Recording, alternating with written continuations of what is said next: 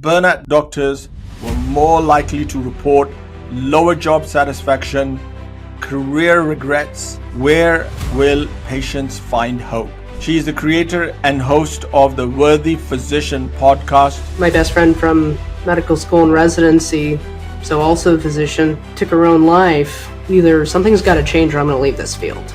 But the sad story is that he not only killed himself, but he killed his family as well. I think first you have to actually push the pause button and say, I want to evaluate where I'm at, but am I truly happy?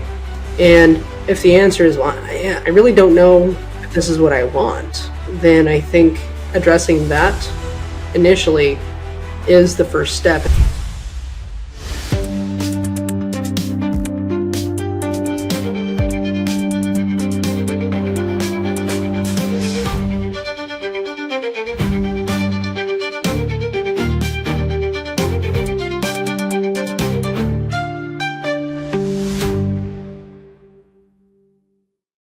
Welcome to KhanKlinics, your dedicated space for exploring the vital connections that shape your well-being. Here we dive into everything from achieving peak physical fitness by mastering sustainable weight management to optimizing your diet for a vibrant life. We're passionate about uncovering the power interplay between your mental and physical health, offering you insightful strategies to nurture both. Join us as we unlock the secrets to embark on your self-confidence and your inspiration by interviewing the top-rated personalities, not from only the US, but around the world. At KhanKlinics, our commitment is to bring you evidence-based information that inspires you to confidently control your health journey and live your life to the absolute fullness. I'm your host, Amir Khan. Let's get ready to unlock the true potential of being a human with the most amazing people around us. Have you ever considered what's it truly like for doctors working within our healthcare system?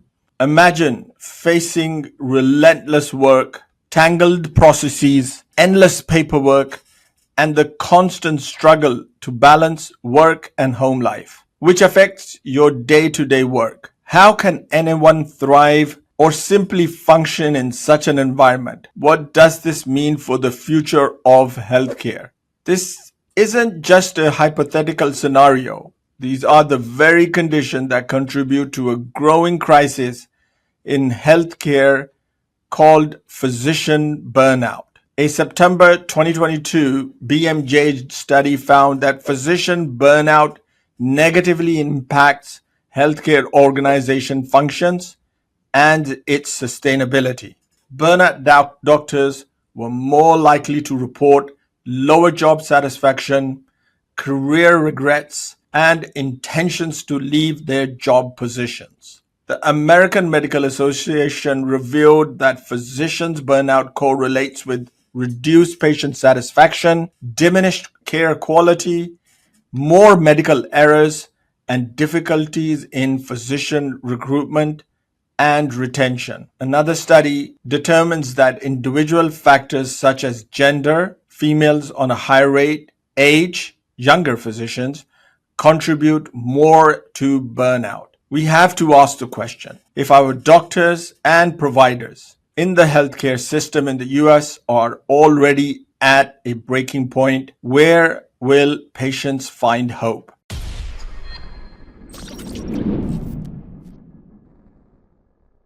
Welcome to another episode of a thought-provoking Khan Clinic. I'm your host, Dr. Amir Khan, and today we have a remarkable individual joining us. She's a leader in a field, an author, and someone dedicated in making a significant impact. We're talking about Dr. Sapna Shah-Haque. She's a board-certified internal medicine physician. She has been treating patients from 14 years of age and up. She's involved in preventive medicine and HIV care and associated with the William Newton Hospital in Wilfield, Kansas. Beyond her clinical practices, she is a prominent voice in the medical community regarding physician burnout. She is the creator and host of the Worthy Physician podcast. This podcast is a significant platform where she aims to reignite humanity and passion for medicine. She's appeared in online and print publications including MedPage,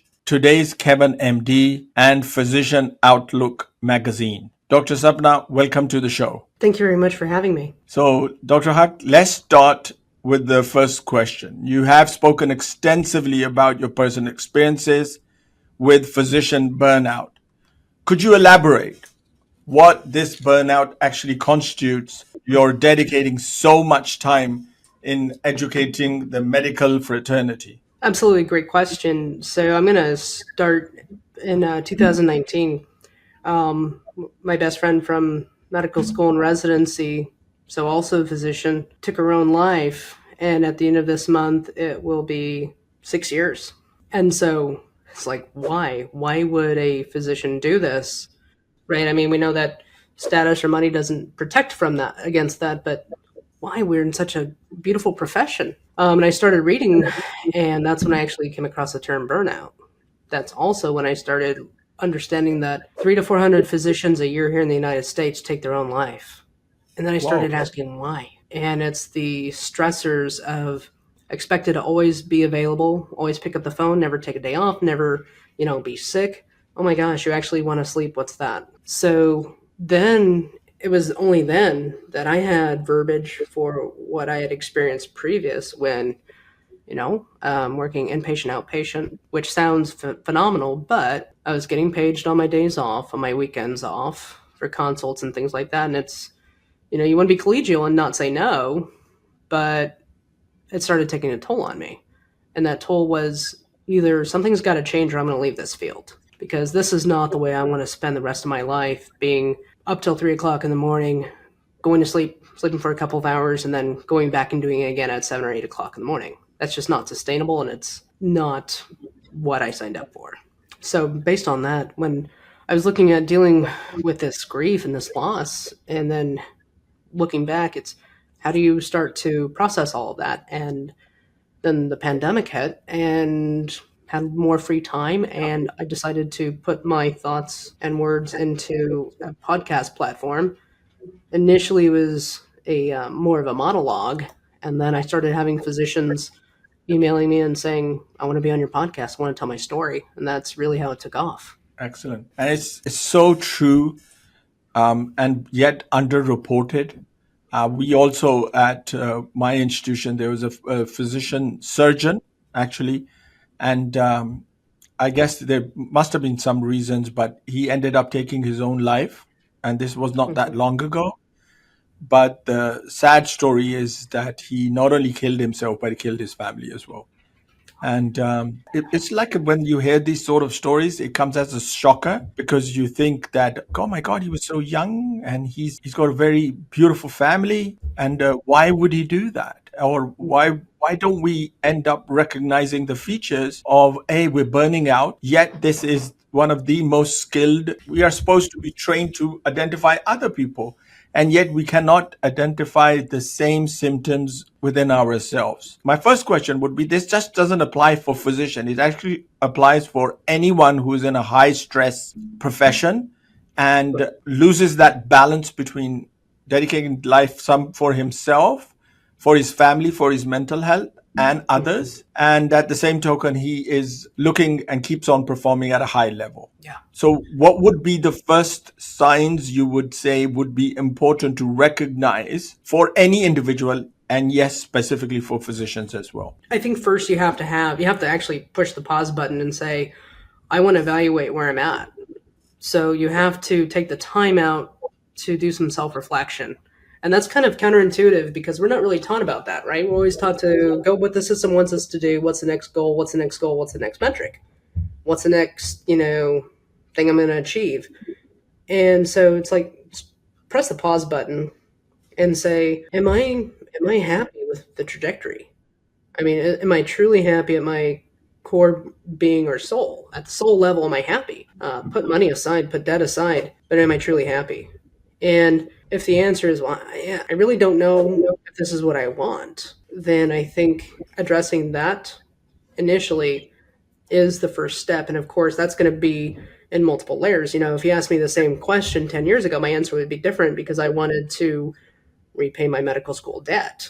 So I think the answer is going to change in whatever season of life you're in, and that's okay. The second thing is, are you still enjoying things that you want to do?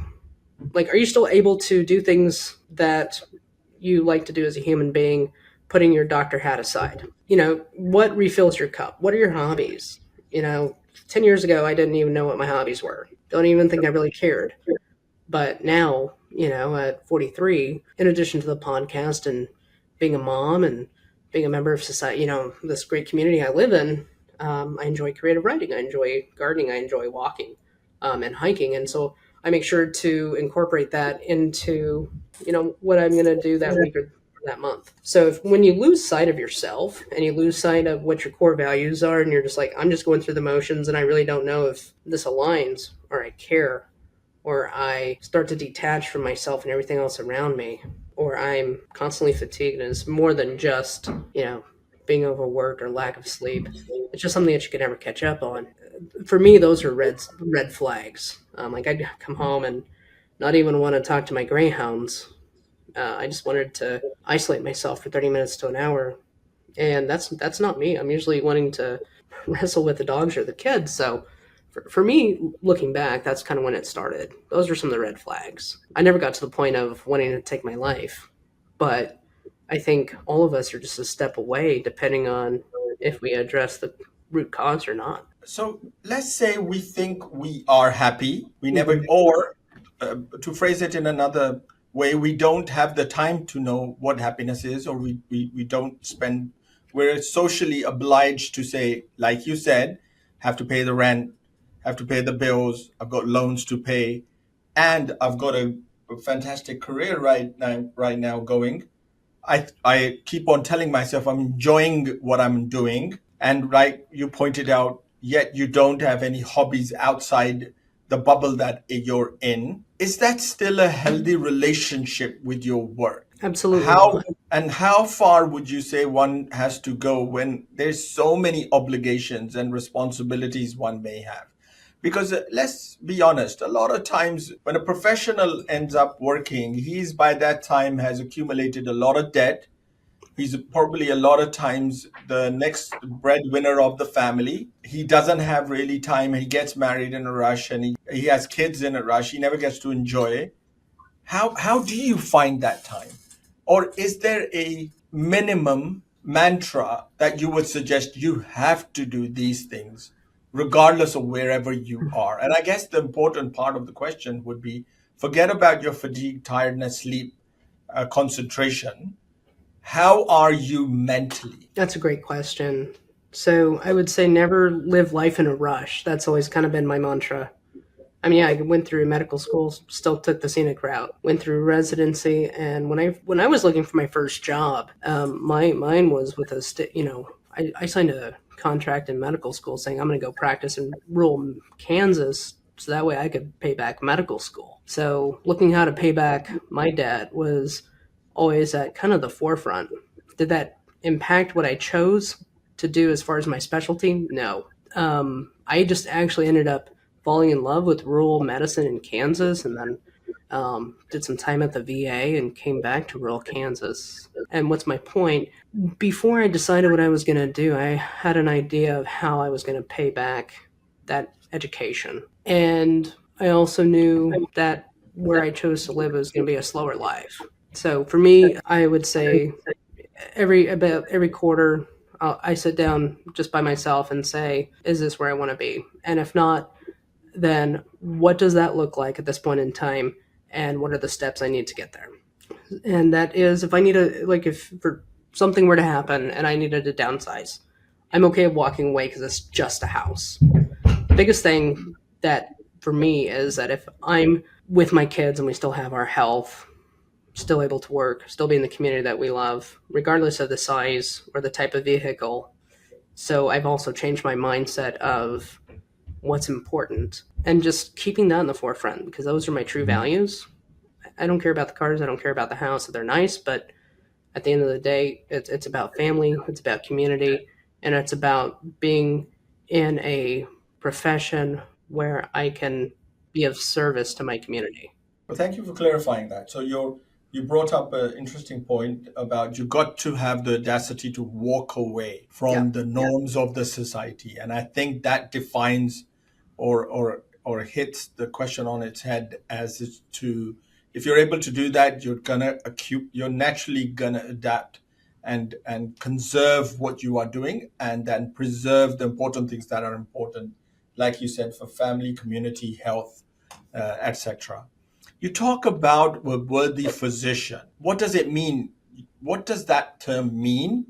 And what message do you want to give to people in the medical and the non medical profession? absolutely.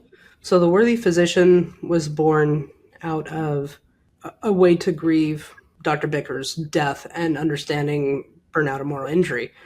And so it's because I'm a physician, and I think that we forget that we're worthy. Like, we're worthy of sleep, we're worthy of love, we're worthy of happiness, like true happiness, not something that comes with accolades or, oh, look, you're a doctor, congratulations, or look, you drive this car, you have this house, you have this bank account.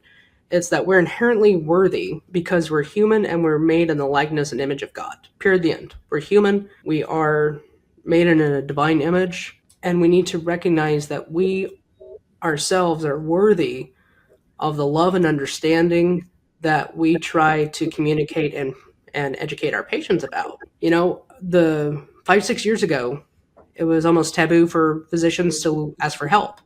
We couldn't even seek the first line of treatment, therapy, or antidepressants without getting red flagged with the medical boards or the Board of Healing Arts. That has changed, and so we need to recognize it's okay that we're human. It's okay that we ask for help. It's okay that we say we don't know the answer. On the back end, we're going to be helping ourselves. On the back end, we're going to be showing ourselves compassion. On the back end, we're going to remember that we have a family. We deserve to have time with them. We're part of a community. We deserve to be part of that community without having it being tied to our job, because that's only or what we do. It's part of our identity. It's not all of our identity. And by doing this, I wanted to reignite humanity and passion for medicine, because it's a beautiful, it's an amazing profession. It's a beautiful profession, amazing history. We get to do things and see people at their most vulnerable points in life and help, but we also need to help ourselves.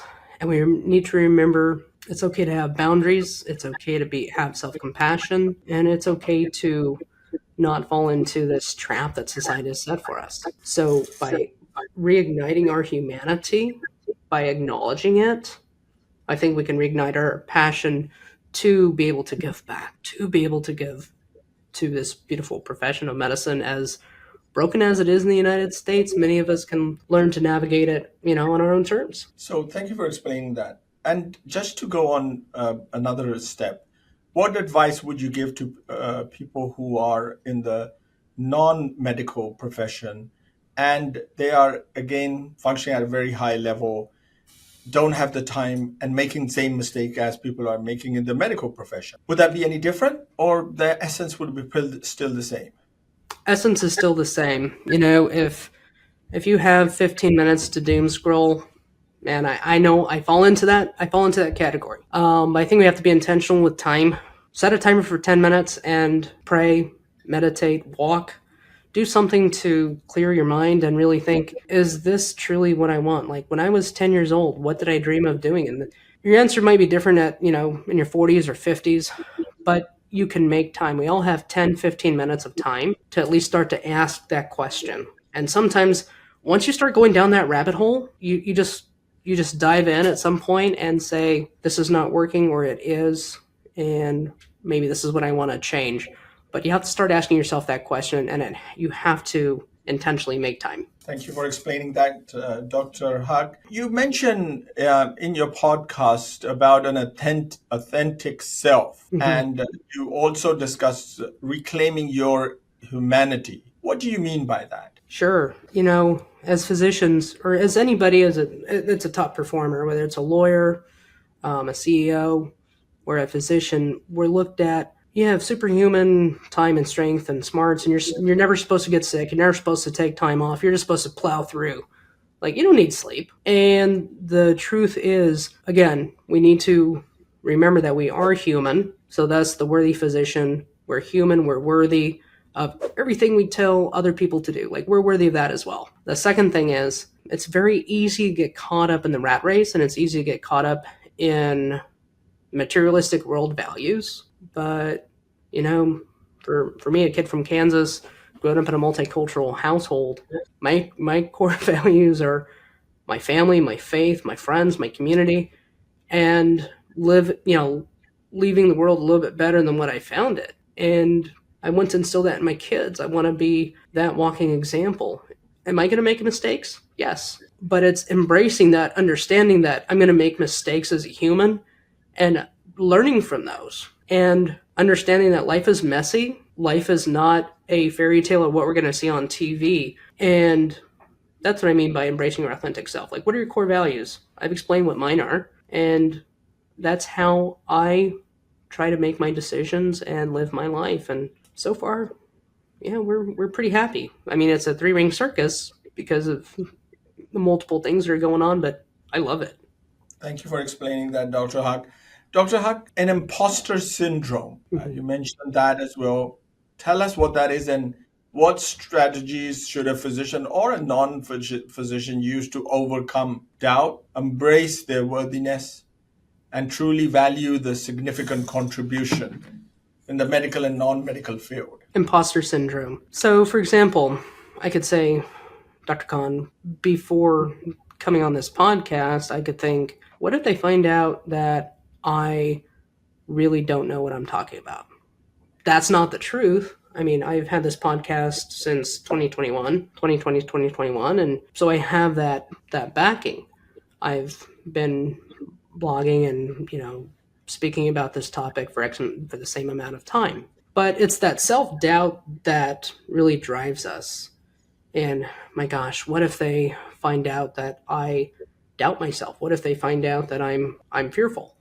So it's I think it's really driven by fear, and a lot of it is because, oh my gosh, we don't have the best accolades, or we're not from Harvard or Oxford. But the truth is, when we go to speak, we're usually an expert in our fields, and can we learn from each other? Yes.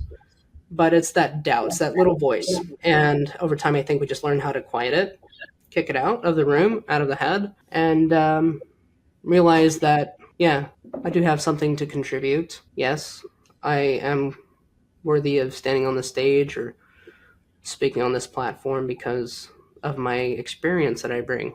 And I may not have the same viewpoint as others in the room, but we can all learn from each other. Thank you for explaining that. Dr. Huck, in the field as demanding as medicine or yet any other field, the importance of supportive systems cannot be overstated. So why is that important? Now, from your perspective, mentorship, whether it's a peer support group or a professional community or a personal family, how is that important? How does it prevent burnout and those fatigue and other symptoms that one may develop to prevent one from going into extreme anxiety or depression, or to the extent that they may take their own life? Yeah, I think it creates a safe space in a sense of mentorship. I think we all need mentors no matter what field, no matter what age group. We always need that sage advice. So whether it's to bounce cases off of, or hey, Doctor So and So, when you were in your mid career, what did you do? How did you plan for your retirement? How has medicine changed, and how did you cope with it? So it's there from a career standpoint. If you're not a physician, you don't know what a physician goes through. Just like I don't know what a lawyer goes through, and I don't know what a military veteran has gone through. But I'm appreciative of. The other thing is family and friends and that support network. We need camaraderie. We need a support system. We are humans, and we also need that tribe. We need that connection. Social connection, we know, helps with so many things, but it also helps to protect from isolation. Though we do know that humans, particularly the very well educated ones, can be great chameleons. But if you have a group of people that know you quite well, they can call you out. They can call you on your bluff. My family does that to me all the time, and I'm so grateful for it because they're like, Sapna, come on, something's off. You're not yourself, and sometimes that causes me to reflect before I answer, and sometimes it just comes out like, "Hey, thanks. This is just what I needed." So I come from a Latin and Indian background, so family's everything. Thank you for explaining that, Dr. Huck.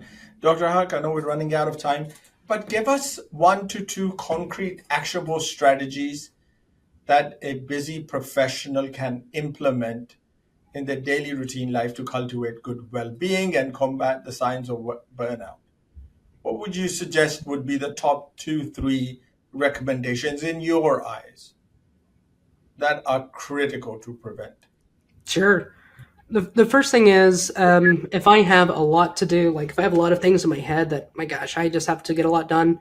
I'm a list maker, so I will make a list and prioritize what needs to be done within the next 24 hours, next 7 days, next 2 weeks, and so I prioritize that way. So that way, it can help me organize my week and my time. The second thing is always take some time out every day for meditation and prayer. That's a must. That's a non-negotiable.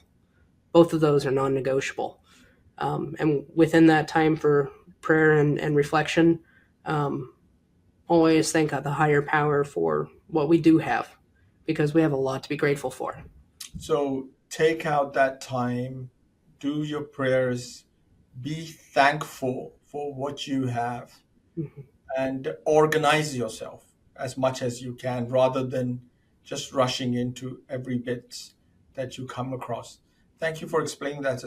Just quite nice. Final message for our audience. What would your final message or message that you want to convey to them? They're listening. Remember that you are loved and that you are worthy. We're made in God's image. As human beings, we're loved. We have so much to be thankful for. So just know that you are worthy, you were born worthy, and have compassion for self and others. Quite brilliantly said. An enlightening conversation, Dr. Shah. Thank you very much for sharing your profound vision and reminder, and that well-being isn't just a luxury. That at the back end, you got to practice this and you got to enforce it. And then you've given us some quite nice tips. So we really appreciate your time and your insight about it. And may you continue doing the good work. Thank you very much. Appreciate it. What a remarkable journey we've just experienced together. The path to health isn't always straight, but it's always worth the effort. I hope today's conversation inspired you to take the next step in your wellness journey, armed with new knowledge and a fresh perspective. If today's episode left you inspired, share it with someone who need to hear this. Give us a thumbs up and your opinion. Keep exploring, keep evolving, and we'll see you in the next episode of KhanKlinics.